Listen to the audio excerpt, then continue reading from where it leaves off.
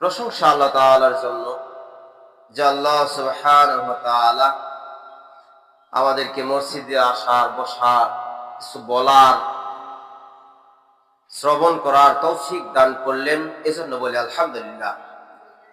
দরুদ ও সালাম বর্ষিত হোক রাসূলের প্রতি, সকলে বলি সাল্লাল্লাহু আলাইহি ওয়াসাল্লাম। সম্মানিত উপস্থিতি, আজকে আমার আলোচনার বিষয় হচ্ছে কুরবানির পরিচয় ও কুরবানির ইতিহাস এবং প্রাথমিক শিক্ষা। আল্লাহ রাব্বুল আলামিন যদি তৌফিক দান করেন, এই বিষয়টির উপর কিছু আলোচনা করে আমার বক্তব্য শেষ করব ইনশাআল্লাহ। সম্মানিত উপস্থিতি, আমরা জানি যে সামনে আমাদের ঈদুল আজহা চলে আসতেছে। প্রতিটি বছরের ন্যায় এই বছরেও আসবে। তো আসলে ঈদুল আজহা আসার পূর্বে আমাদের কিছু প্রস্তুতিমূলক কথা রয়েছে, কিছু প্রস্তুতি রয়েছে। যেহেতু একটা ইবাদত, এই ইবাদতটা সাধারণ নয়। এই ইবাদতটা সেই পূর্ব আদম আলাইহিস সালাম থেকে শুরু করে কুরবানি চলে আসতেছে। তো এটা খুবই গুরুত্বপূর্ণ একটা ইবাদত, গুরুত্বপূর্ণ একটা আমল, যে আমলের দ্বারা মানুষের তাকওয়া, মানুষের ঈমান, মানুষের আমল খুব জোরদার করা হয়। সে কুরবানি আসলে আমাদের প্রথমে যেটা নিয়ত করতে হবে যে আজকে জিলকদ মাসের 21 তারিখ, আজকে রানিং চলছে। জিলহজ মাসের 10 তারিখে যদি ঈদুল আজহা হয়, তাহলে আর 19 দিন বা 20 দিন চাঁদ দেখার উপর নির্ভর করে 19 দিন কি 20 দিন রয়েছে। এই 19 দিন 20 দিন আগেই কুরবানি সম্পর্কে আলোচনা করতে হয়, এই জন্য যে আমাদের কতগুলো প্রস্তুতি রয়েছে, যেখানে একটা বড় অঙ্কের, মোটা অঙ্কের টাকা বা প্রাণী ব্যয় হবে। এই জন্য আমাদের প্রস্তুতিমূলক কিছু আলোচনা করতে হয়। সম্মানিত উপস্থিতি, তো আমরা প্রথমে যেটা মনে মনে আমরা করব, মনের ভিতর যে আগ্রহ প্রকাশ করব, সেটা হচ্ছে নিয়ত। যদি আমরা নিয়ত করি যে আমরা কুরবানি করব, আমি কুরবানি করব, সামনে আর 18, 19, 20 দিন রয়েছে, তো একটা প্রস্তুতিমূলক আমার নিতে হবে। তাহলে আগে ভাগে নিয়ত করতে হবে। আল্লাহ রাসূল সাল্লাল্লাহু আলাইহি সাল্লাম বলেছেন, ইন্নামাল আ'মালু বিন্নিয়াত, নিশ্চয়ই সমস্ত কাজ নিয়তের উপর নির্ভরশীল। কুরবানি করা এটা কাজ, এটা যেমন কাজ, অন্যগুলো কাজ, কিন্তু কাজ হলে যে কোনো কাজ আমরা করব, প্রথমে আমাদেরকে নিয়ত করতে হবে। নিয়ত ছাড়া কোনো কিছু করা সম্ভব নয়। আমি নিয়ত করব না, কিন্তু যখন সময় এসে যাবে তখন আর নিয়ত ঠিক থাকবে না। সম্মানিত উপস্থিতি, ধরে নেন একটা ঘর আগে ভাগে খুঁটি খাম্বা সব নষ্ট হয়ে গেছে, কিন্তু আপনি চিন্তা করতেছেন যেদিন ঝড় আসবে তার পূর্ব মুহূর্তে খুঁটিগুলা লাগাবেন। দেখবেন যে এদিকে ঝড় শুরু হয়ে গেছে, খুঁটি লাগাতে লাগাতে ঘর উল্টে পড়ে শেষ। তো এরকম যাতে না হয়, আমাদের প্রস্তুতি থাকবে যে সামনে আমাদের ঝড় আসতে পারে, অতএব আগে ভাগে আমাদের খুঁটি লাগাইতে হবে। তেমনি ভাবে আমাদের সামনে কুরবানি আসতেছে, তো আগে ভাগে আমাদেরকে নিয়ত করতে হবে মনে মনে যে আমাদেরকে আমার একটা পশু কিনতে হবে, একটা প্রাণী কিনতে হবে, আমাকে কুরবানি করতে হবে, একটা সুন্নত আদায় করতে হবে। এটা একটা প্রস্তুতিমূলক কাজ। যেমনই ভাবে ঘর ভেঙে যাওয়ার আগে আমরা প্রস্তুতি নিয়ে নেই, খুঁটি খাম্বা লাগাই দেই, তেমনি ভাবে কুরবানি আসার পূর্বে আমাদেরকে মনে মনে নিয়ত করতে হবে আমি কুরবানি করব। সম্মানিত উপস্থিতি, তো আমাদের নিয়ত গুলো থাকবে অন্তরের মধ্যে একবার খালেস নিয়ত, পরিষ্কার নিয়ত যে কুরবানি করব। তবে কুরবানি করার কতগুলো শর্ত রয়েছে, সেগুলো অনুসরণ করতে হবে। তাই বলে এটা কাজ করা যাবে না যে সামনে আমার লোনটা শোধ হয়ে যাচ্ছে, লোনটা ওঠায় একটা কুরবানি পশু কিনবে, এরকম মন মানসিকতা নিয়ে কুরবানি করার দরকার নেই। এটা থেকে বিরত থাকবেন। সুদের টাকা, আপনি ব্যাংকে টাকা রাখছেন, ব্যাংকে টাকা রাখছেন, ওই টাকাগুলো প্রতি বছরে 10,000 5,000 টাকা আপনার আসে, আয় ইনকাম আসে এখানে, সেটা সুদ হিসেবে আসে। আপনি ওইটা দিয়ে আপনি কুরবানি করবেন, এই কুরবানি হবে না, আল্লাহর নিকটে গ্রহণযোগ্য হবে না। সম্মানিত উপস্থিতি, তা আমাদের নিয়ত করতে হবে এমন ভাবে যেটা হালাল টাকায় আমি প্রাণী কিনবো, হালাল টাকায় কুরবানি করবো, যেটা আল্লাহ তাআলা পছন্দ করেন। আর আমি আপনি যেখানকার সেখানকার টাকা, মারিং টাকা, ফরিং টাকা, যেখানে হালাল হারাম কিছু নেই, বোঝা যায় না, সেই টাকা দিয়ে আপনি আমি কোরবানি করবো, এই কোরবানি হবে না। আপনি হিষ্টপিষ্ট গরু কোরবানি করবেন, সেটা যদি হারাম টাকায় হয়, তাহলে ওই হিষ্টপিষ্ট বড় ধরনের গরু কোরবানি করে লাভ নেই। একটা ছোট ছাগল দিয়ে কোরবানি করেন, কম টাকায় কোরবানি করেন, যদি অন্তর ঠিক থাকে তাহলে আপনার কোরবানিটা আল্লাহর নিকটে গ্রহণযোগ্য হবে। আর যদি অন্তরে আপনার পরিষ্কার নেই, আপনার টাকা আয় রোজগারের টাকাটা যে আছে এইটা আপনার হালাল নেই, আপনি বড় ধরনের কোরবানি করে আল্লাহকে রাজি খুশি করাইতে পারবেন না। সম্মানিত উপস্থিতি, আমরা প্রথমেই যেটা জানতে চাচ্ছি সেটা হচ্ছে আমাদের নিয়ত করতে হবে, ইখলাসের সহিত কোরবানির নিয়ত করতে হবে।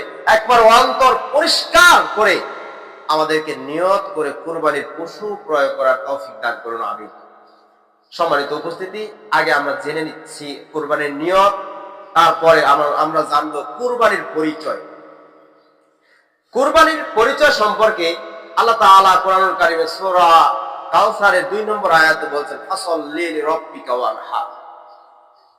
যে প্রথমেই আল্লাহ তাআলা বলছেন যে সুতরাং তোমার জন্য আগে কি সালাত, ফাসাল্লি, সুতরাং তুমি সালাত আদায় করো, ওয়ানহার, তারপর কুরবানি করো।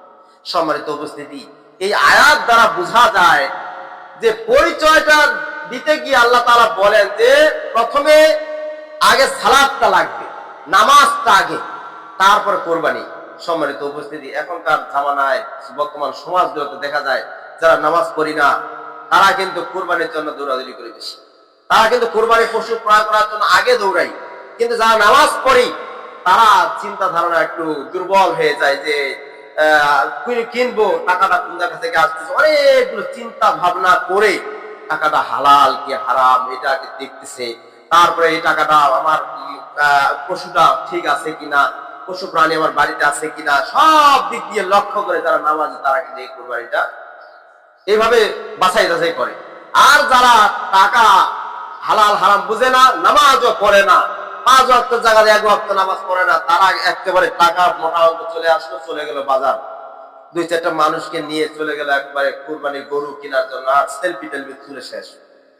এই কুরবানি কিনা চাইতে আপনি একটা ছোট কুরবানি করবেন, তাতে লাভ আছে। সম্মানিত উপস্থিতি, তো আসলে আল্লাহ তাআলা বলছেন ফাসাল্লি লিরাব্বিকা ওয়ানহার, সুতরাং তুমি সালাত আদায় করো এবং তারপরে কুরবানি করো। আল্লাহ তাআলা প্রথমেই বললেন সালাত আদায় করার জন্য।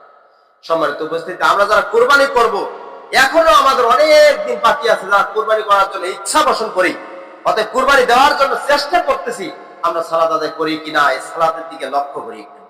আমি 5 ওয়াক্ত সালাত আদায় করি কিনা, আল্লাহকে ইবাদত, আল্লাহর ইবাদতটা আমি ঠিকমতো করি কিনা, এই দিকে আমরা লক্ষ্য করি আগে। যদি আমরা লক্ষ্য করি তাহলে আল্লাহ তাআলা কোরআনটার উপর, কোরআনের আয়াতটার উপর নির্ভর হবে না আমি আগে সালাত আদায় করতেছি তারপর কুরবানি করার জন্য নিয়ত করব। সম্মানিত উপস্থিতি, এখনো আমাদের সময় রয়েছে, 18, 19, 20 দিন সময় আছে। এই 19-20 দিন সময়ের মধ্যে আমরা নামাজি হয়েছি। যারা নামাজ পড়ি না কিন্তু কুরবানি দেওয়ার জন্য সামর্থ্য রয়েছে, তাহলে আমাদেরকে আগে ভাগে এখন থেকে প্রস্তুতি নিতে হবে যে আমি আগে সালাত আদায় করব। কারণ কোরআনের আয়াতে প্রথম অংশে বলছে ফাসাল্লি, ফাসাল্লি মানে কথা বলছে যে আগে সালাত আদায় করো, আগে সালাত, ওয়ানহার, তারপর কুরবানি। সম্মানিত উপস্থিতি, যারা আমরা নামাজ পড়ি না, কুরবানি দেওয়ার জন্য নিয়ত করি, আমাদের পূর্ব প্রস্তুতি, পূর্ব কাজ থাকবে আমাদের সালাত আদায় করা। আমরা যাতে 5 ওয়াক্ত সালাত আদায় করে তারপরে কুরবানির জন্য নিয়ত করি, তাহলে আমাদের কুরবানিটা কাজে লাগবে। কিন্তু কুরবানি করলাম কিন্তু নামাজ পড়লাম না, তাহলে এই কুরবানি কোনো দাম হবে না। কুরবানি হচ্ছে সুন্নাত আর সালাতটা হচ্ছে ফরজ। আপনি ইব্রাহিম আলাইহিস সালামের একটা সুন্নাত পালন করবেন, তো কথা হচ্ছে যে আপনি সুন্নাত পালন করবেন, সুন্নাতের দাম একটু কম, কিন্তু ফরজটা হচ্ছে আল্লাহর পক্ষ থেকে, সুন্নাত হচ্ছে নবীর পক্ষ থেকে। হজ কাজটা হচ্ছে আল্লাহ তাআলার বিধানে, আল্লাহ তাআলা কোরআনে যেটা উল্লেখ করা হয়েছে এটা আগেই আমাকে পালন করতে হবে। সেটা হচ্ছে প্রথমে আয়াতের অংশে বলছে ফাসল্লি, আগে সালাত, ওয়ানহার, তারপরে হচ্ছে কুরবানি। সম্মানিত উপস্থিতি, যারা আমরা কুরবানি দেওয়ার জন্য চেষ্টা করতেছি, আমরা আগে ভাগে সালাতের জন্য নিযুক্ত হয়ে যাই, মসজিদমুখী হই, 5 ওয়াক্ত নামাজ পড়ার চেষ্টা করি। যারা আমার সাথে কুরবানি করবে বা ভাগে কুরবানি করার জন্য চেষ্টা করবে, তাহলে ওই ভাগের কুরবানিওয়ালা ব্যক্তিগুলোকে দেখি ওরা কি নামাজি কি বেনামাজি। তারা যদি নামাজি হয় তাহলে করেন, সমস্যা নেই, জায়েজ আছে, করা যাবে। কিন্তু কুরবানির বিধানটা হচ্ছে আপনি একাই কুরবানি করার জন্য চেষ্টা করবেন। উত্তম হচ্ছে একাই। আপনি আমি যদি কুরবানি করি, ছোট কুরবানিটা করি, তবে একাই কুরবানি করাটা উত্তম। আর ভাগে কুরবানি করবেন 5 জন 7 জন 6 জন 3 জন যেটাই করেন, অতএব এটা হচ্ছে জায়েজ আছে, আপনি করতে পারেন। সম্মানিত উপস্থিতি, তাহলে আমাদের বুঝতে হবে যে প্রথমটা হচ্ছে আমাদের যেটা আয়াত থেকে আমরা শিক্ষা পাই, সেই শিক্ষাটা হচ্ছে প্রথমে সালাত আদায় করতে হবে। আল্লাহ তাআলার ইবাদত বন্দেগীটা আগে, আগে কুরবানি না, আগে হচ্ছে ইবাদত বন্দেগী, আপনার সালাত। আপনি নামাজি হবেন, আপনি আল্লাহর দিকে সাড়া দিচ্ছেন, আপনি কুরবানিটা করবেন, তাহলে আল্লাহর নিকটে গ্রহণযোগ্য। সম্মানিত উপস্থিতি, তাহলে আমাদেরকে সবসময় চিন্তা ধারণা মাথায় রেখে কাজ করতে হবে যে আমি নামাজ পড়ি কিনা, আমি নামাজ পড়ার পরে আমি কোরবানি করার জন্য চেষ্টা করব কিনা, এইদিকে নিয়তের উপর নির্ভরশীল।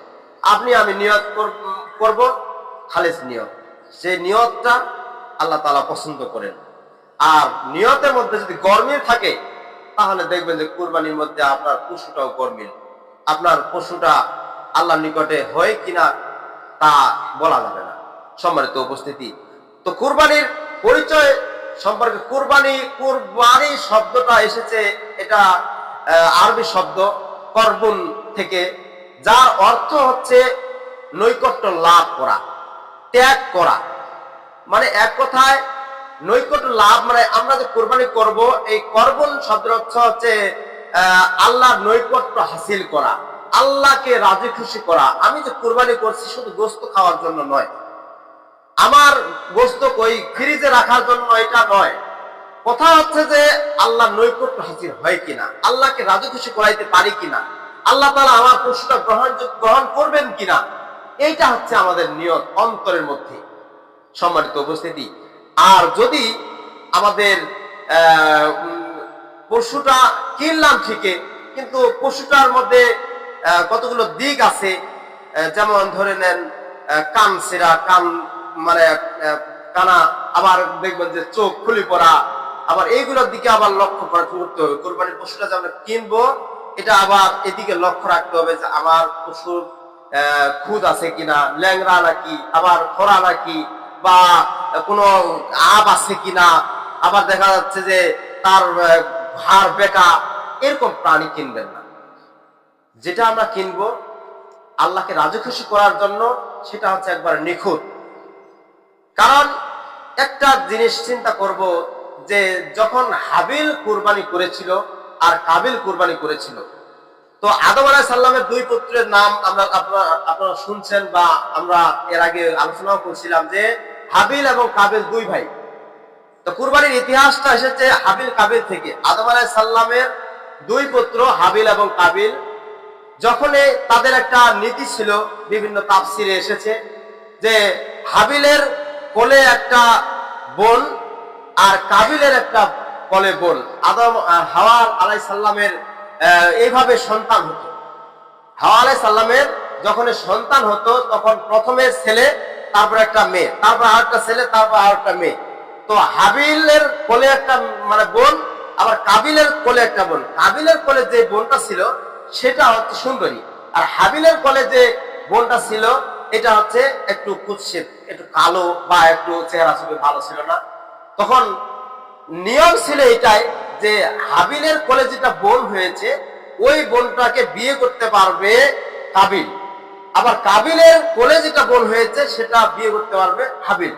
তো এই নিয়ে তো দেখা গেল যে হাবিলের কোলে যে বোনটা হয়েছে, এই বোনটা হচ্ছে একেবারে কালো চেহারা, বা চেহারা ছবি ভালো নেই, তখন নিয়ম অনুযায়ী তাহলে কাবিলের ভাগে পড়ে, আর কাবিলের কোলে যেটা হয়েছে নিয়ম অনুযায়ী হাবিলের ভাগে পড়ে, হাবিল বিয়ে করবে।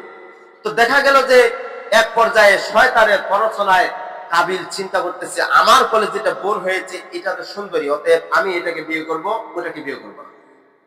তো এই যে হিংসা শুরু হয়ে গেল, হিংসার মধ্যে এমন হিংসা শুরু হয়ে গেল, শেষ পর্যন্ত আদম আলাইহিস সালাম বললো আল্লাহর পক্ষ থেকে যে যাও তোমরা দুইটা কুরবানি করো। তো হাবিল এবং কাবিল কুরবানি করার জন্য উদ্যুক্ত হলো। তো হাবিল ছিল একটা পশু প্রাণী চড়াইতো, পশু প্রাণীর পালন করত, বেশি ওর চর্চা হচ্ছে পশু প্রাণী। আর কাবিল হচ্ছে ওর যত ক্ষেত খামারের কাজ, এইগুলো কাজ করত। তো হাবিল এবং কাবিল দুইজনে যখন কুরবানি করা হয়, এই দুইজনের কুরবানি গুলোকে আদম আলাইহিস সালাম আল্লাহর পক্ষ থেকে বলেছিলেন যে এই কুরবানি গুলো যাও একটা খোলা মাঠে মরুভূমির মধ্যে রেখে দাও। এই রেখে দেওয়ার পরে এই কুরবানিটা, যার কুরবানিটা কবুল হবে ওই কুরবানিটা একবার আগুন আসে আল্লাহর পক্ষ থেকে পুড়ে দেবে, মানে পুড়ে দেওয়া হবে। তো যখন পুড়ে দেওয়া হবে তাহলে বুঝে নিতে হবে যে এই কুরবানিটা আল্লাহর নিকটে গ্রহণযোগ্য হয়েছে। হাবিল এবং কাবিল দুইজনেই কুরবানি করলো। হাবিল একটা প্রাণী কুরবানি করলো, আর কাবিল কিছু উপদার যেটা কুরবানির মতো পশু বা ক্ষেত খামারের ফসল আদি সবগুলা নিয়ে যায় একেবারে মাঠে প্রান্তরে রাখে দিয়ে আসে। আসার পরে দূর থেকে তাকাচ্ছে যে কুরবানিটা কারটা কবুল হয়। তো আল্লাহর পক্ষ থেকে আগুন এসে হাবিলের কুরবানিটা, প্রাণীটা এটা একবারে খায় নিল, আগুনে খেয়ে নিল, মানে একেবারে ভৎস করে দিয়ে দিল। তখন কাবিল দূর থেকে চিন্তা করে যে আমার কুরবানিটা কবুল হলো না, এটা কেমন কথা, আমার এটা তো আমার কুরবানি তো সাইডে ছিল, অতএব আমারটা কুরবানি কবুল হলো না, ওরটা কবুল হয়ে গেল। কারণ এখানে আল্লাহ তাআলা তার কুরবানির প্রাণী, কুরবানির যে ফসল, এইগুলো আল্লাহ তাআলা দেখেন না। আল্লাহ তাআলা দেখেন যে অন্তর কার ভালো আছে। তো হাবিলের অন্তর ছিল ভালো। হাবিল খালেস নিয়তে একটা প্রাণী কুরবানি করে মাঠে রেখে আসছিল, তার অন্তর ছিল একবারে খালেস, তার অন্তর ছিল পরিষ্কার, তার অন্তর ছিল আল্লাহর নৈকট্য হাসিল করার মতো। আর কাবিলেরটা হচ্ছে শুধু হিংসা, শত্রুতামি আর ভাইয়ে ভাইয়ে দ্বন্দ্ব লাগা, এ হচ্ছে সব সময় শুধু খালি ফেতনা ফাসাদ তৈরি করা। তার অন্তর ভালো ছিল না, যে একটা জিনিস রেখে আসলে তো হয়ে যায়, মানে কাবিল মনে করছে একটা জিনিস রেখে আসলে তো হয়ে গেল, এটাও তো আমার জিনিস, অতএব ওরটাও কুরবানি, ওরটাও কুরবানি, দুইজনের কুরবানি। কিন্তু আল্লাহ তাআলা তাদের কুরবানিটা দেখেন নেই, তাদের প্রাণী বা ফসল আদি যেটাই কুরবানির জন্য রেখে আসছিল সেগুলো আল্লাহ তাআলা দেখেননি, দেখছেন তাদের তাকওয়া, তার অন্তরে আল্লাহর ভয় আছে কিনা, আল্লাহকে ভয় করে আল্লাহকে রাজি খুশি করার জন্য কুরবানি করেছে কিনা। সম্মানিত উপস্থিতি, যেমনই ভাবে হাবিল এবং কাবিল কুরবানি করেছিল, কাবিলের কুরবানি হয় নাই, আর হাবিলের কুরবানি কবুল হয়েছিল। তো হাবিলের কুরবানির নিয়ত ছিল অন্যরকম নিয়ত, যেইভাবে তাই সেই হাবিল নিয়ত করেছিল যে আমার কুরবানিটা আল্লাহকে রাজি খুশি করার জন্য, অন্য কারো জন্য আমি এই কুরবানি করি নাই, তখনই আল্লাহ তাআলা তার কুরবানিটা কবুল করেছেন। তেমনি ভাবে আমাদেরও কুরবানি যখন করা হয়, আমাদের কুরবানিটা যাতে খালেস ভাবে, পরিষ্কার, একেবারে নিখুঁত ভাবে কুরবানিটা হয়। তো হাবিল যে কুরবানিটা করেছিল সেটা একেবারে মোটা তাজা হিষ্ট প্রাণী ছিল, সেটা এমন ভাবে সুন্দর দেখতে, সমস্ত প্রাণীদের, সমস্ত পশুদের মধ্যে ওই কুরবানিটা ছিল একবার শীর্ষ স্থানীয়। হাবিলের কুরবানিটা ছিল শীর্ষ, মানে যেটা সে নিজেও পছন্দ করত। সম্মানিত উপস্থিতি, তাহলে হাবিলের কুরবানিটা যেভাবে আল্লাহর নিকটে গ্রহণযোগ্য হয়েছে, তেমনি ভাবে আমরা চেষ্টা করব আমাদের কুরবানিটা যাতে সেই হাবিলের মতোই হয়।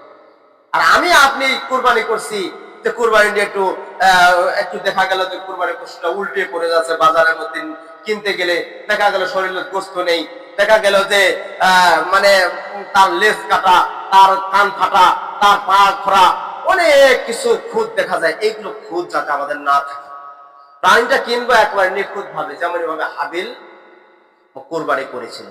সম্মানিত উপস্থিতি, এরপরে দেখেন আদম আলাইহিস সালাম এর ইতিহাসে দেখেন যে আদম আলাইহিস সালাম যখন হযরত ইব্রাহিম আলাইহিস সালামের ঘটনায় আসি, যে ইব্রাহিম আলাইহিস সালামের সময়ও কুরবানি ছিল, প্রত্যেকটা জাতির উপর কুরবানি ছিল, কিন্তু এই কুরবানিটা সবচেয়ে বেশি যেটা ঘটনা লক্ষ্য করা যায় সেটা হচ্ছে আদম আলাইহিস সালামের দুই পুত্রের কুরবানি, আর দ্বিতীয়ত হচ্ছে ইব্রাহিম আলাইহিস সালামের পুত্রের কুরবানি।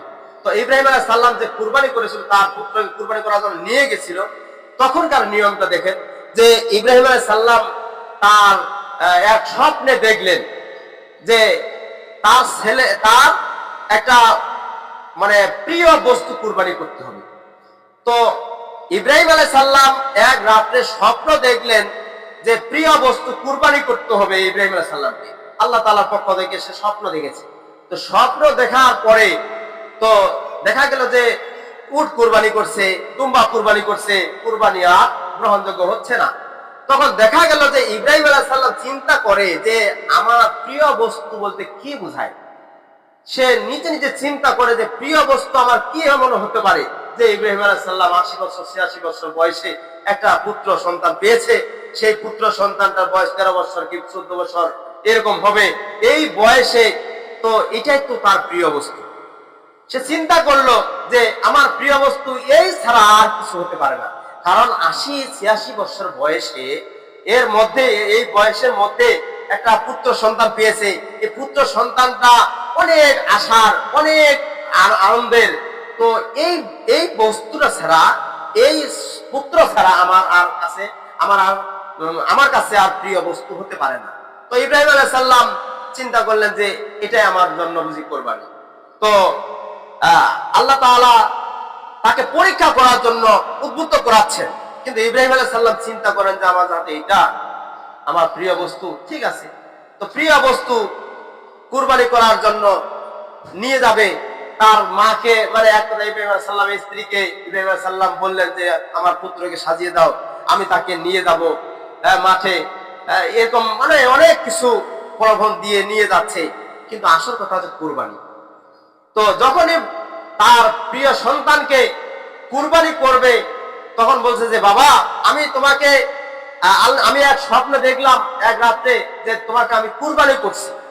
তখন তার ছেলে বলল যে বাবা, তোমাকে আল্লাহর পক্ষ থেকে যেটা আদেশ করা হয়েছে তোমার কাজ তুমি চালিয়ে যাও, তোমার কাজ তুমি চালিয়ে যাও, তোমার কাজটা আগে, কারণ আল্লাহর পক্ষ থেকে আল্লাহ যদি খুশি হয়ে যান এটাই ভালো। আর আমি যে এদিক সেদিক ছুটাছুটি করবো আমি করব না, অতএব আমাকে ধৈর্যশীলদের অন্তর্ভুক্ত পাবে। তখন আল্লাহর নবী হযরত ইব্রাহিম আলাইহিস সালাম কুরবানি করার জন্য তাকে শোয়া দিলেন, কিন্তু কুরবানি করার আগে সেই ছুরিটা চলবে এর পূর্ব মুহূর্তে আল্লাহর পক্ষ থেকে জান্নাত থেকে উট আসে কুরবানি হয়ে যাচ্ছে। সম্মানিত উপস্থিতি, তো সেই কুরবানির বস্তুটা আমাদের প্রিয় বস্তু হতে হবে। আমরা যখন কুরবানির পশুটা ক্রয় করি তখন পশুটার উপর আমাদের ইয়াটা থাকবে আলাদা। মানে কেমন যে একটা প্রিয় বস্তু, এই পশুটা আমি কিনে নিয়ে আসলাম, এত সুন্দর পশু, দেখতেও সুন্দর, তার মানে চেহারা সুরত খুব ভালো লাগতেছে, প্রাণীটাকে অল্প সময়ের মধ্যে খুব ভালোবেসে ফেলছেন, আবার আপনি খাওয়াচ্ছেন, মানে এক কথায় প্রাণীটাকে যত রকমের খাওয়া লাগে এটা খাওয়াচ্ছেন, খাওয়ায় তাকে ভালো করছেন। সম্মানিত উপস্থিতি, তাহলে চিন্তা করে দেখেন যে প্রিয় বস্তুটা, এক কথায় কোরবানির পশুটা থাকবে আপনার মনের ভিতর একটা টান থাকবে যে এই প্রাণীটা আমার খুব ভালো, এই প্রাণীটাকে আমি খুব ভালোবাসি। প্রতিদিনে আপনি তাকে সত্যাচ্ছেন, মানে এক কথায় নিজের ছেলে সন্তান যেভাবে মানুষ করে তেমনি ভাবে আপনার প্রাণীটাকে মানুষ করছেন। অতএব আপনার মন শুধু চলে যাচ্ছে প্রাণীটার উপর। যদি কুরবানি করা হয়, কুরবানির সময় আপনার চোখ দিয়ে পানি পড়ছে,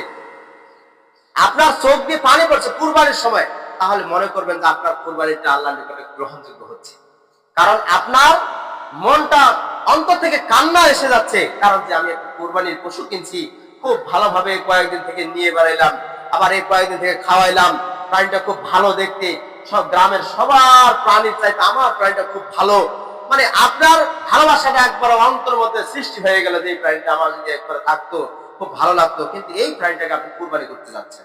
সম্মানিত উপস্থিতি, মনে করবেন যে আপনার চোখ দিয়ে যদি পানি আসে কিঞ্চিত পরিমাণ, তাহলে মনে করবেন যে আপনার কুরবানিটা আল্লাহর নিকটে গ্রহণযোগ্য হওয়ার সম্ভাবনা বেশি।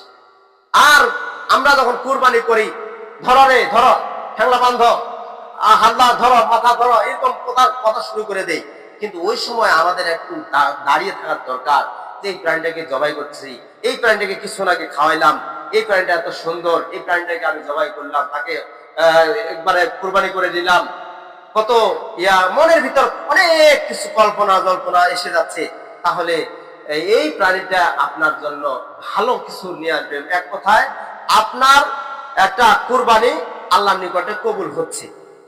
আর আমি আপনি কুরবানি করার সময় দৌড়াদৌড়ি, ছুরি আনো, এটা আনো, এটা আনো, অনেক কিছু চিন্তা ভাবনা, ওটার ওই আসছে কিনা, ওর লোকটা নাই, ওর লোকটা নাই কেনে, ওই একবার কুরবানির সময় লোকটা থাকে না, মানে অনেক কিছু, যে একজনের সাথে কুরবানি করলে আরেকজনের শুধু হিংসা শুরু হয়ে গেল। আপনি আমি কুরবানিটা আমাদেরকে কি শিক্ষা দেয়? আমাদেরকে শিক্ষা দেয় যে এখানে অহংকার করা যাবে না, হিংসা করা যাবে না, লোক দেখানো কুরবানি করা যাবে না। এক কথায় মনে করতে হবে এটা আমার প্রিয় বস্তু, আমি কুরবানি করবো। তো ওই সময় কুরবানি করার সময় আমাদের অন্তরে যত হিংসা, যত রকমের মানে কথাবার্তা সবগুলো চলে আসে। সম্মানিত উপস্থিতি, এরকম করা যাবে, এরকম করলে আমার আপনার কুরবানি নষ্ট হয়ে যেতে পারে।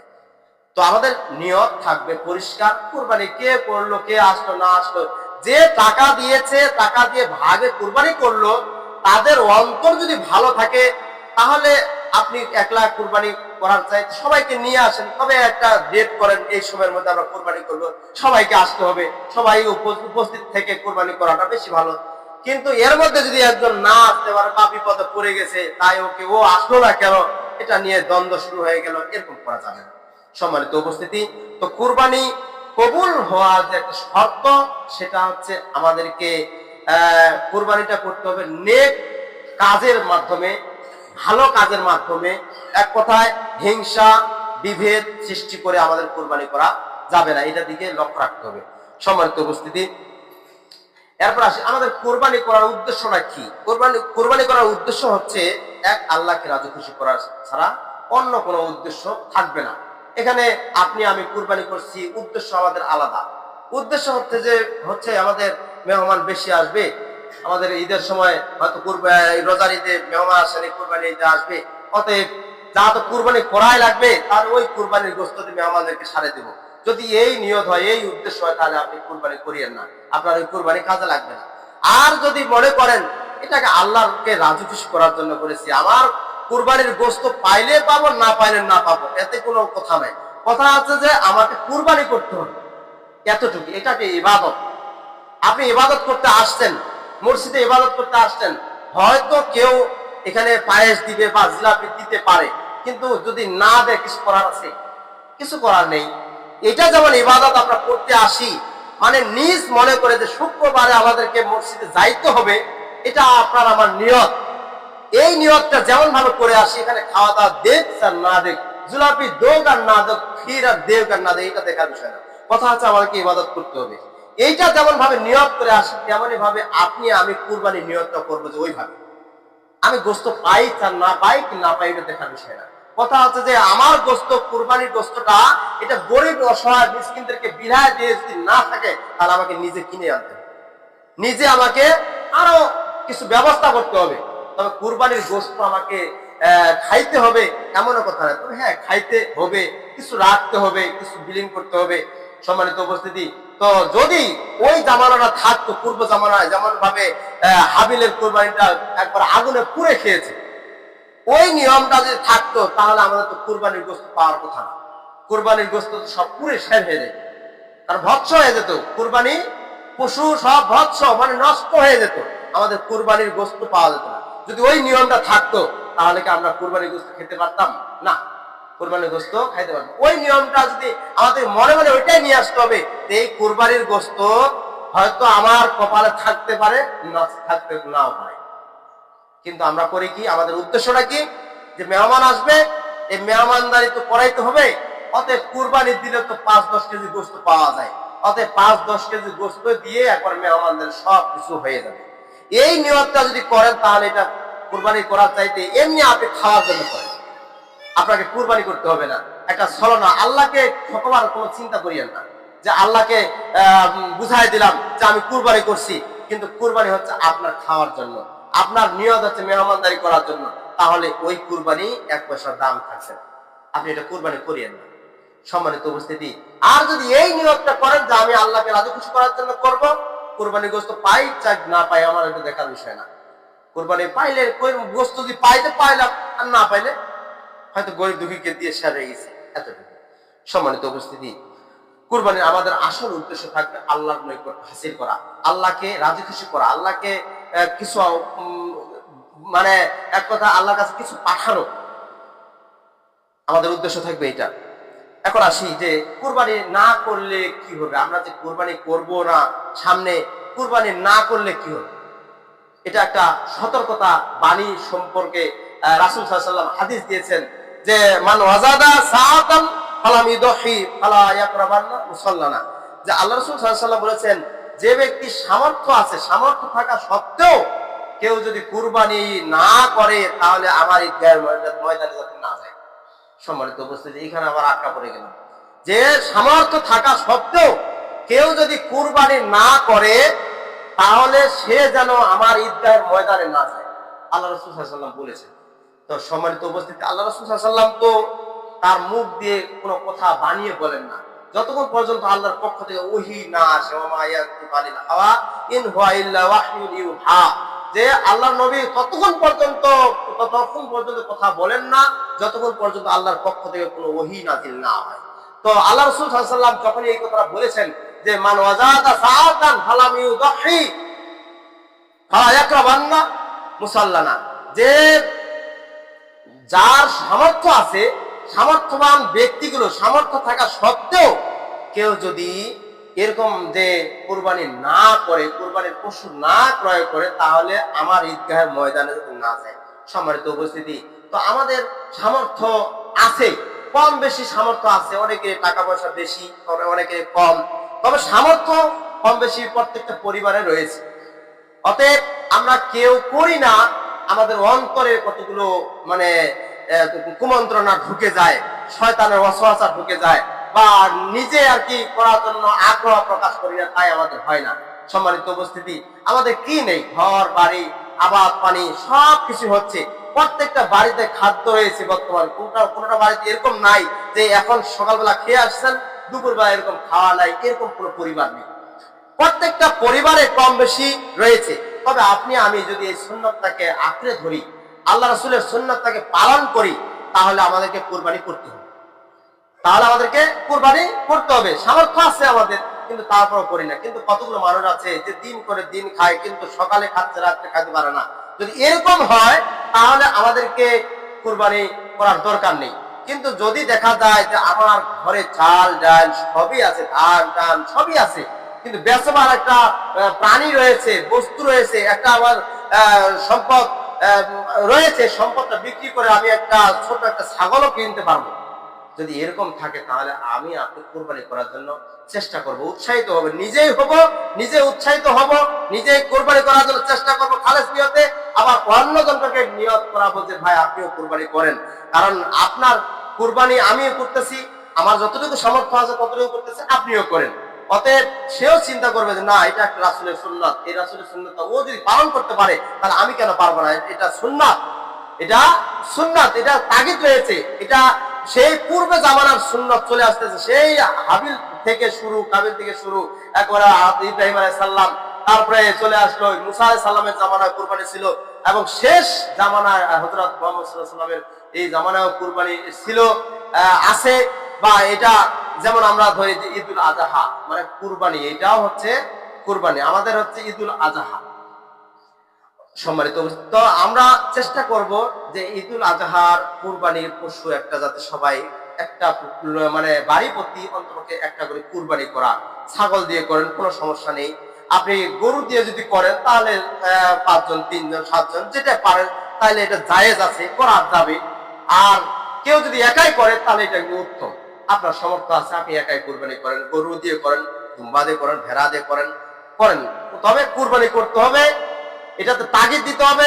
রাসূলের এটা সুন্নাত, রাসূলকে যদি আমরা মানি, যে যদি আমরা মানি রাসূলের অনুসরণ করি, তাহলে এইটা আমাকে অনুসরণ করতে হবে যে কুরবানির সামনে আসতেছে, কুরবানি করতে হবে। সম্মানিত উপস্থিতি, রাসূল সাল্লাল্লাহু আলাইহি ওয়াসাল্লাম কুরবানি করেছেন, আমাদেরকে কুরবানি করতে হবে। এই নিয়ত, এই মন মানসিকতা নিয়ে আমাদের সকলেরই কুরবানি করার তৌফিক দান করুন, সকলে বলি আমিন। এই বলে আমার আলোচনা শেষ করছি। ওয়া আখিরু দাওয়ানা আলহামদুলিল্লাহ।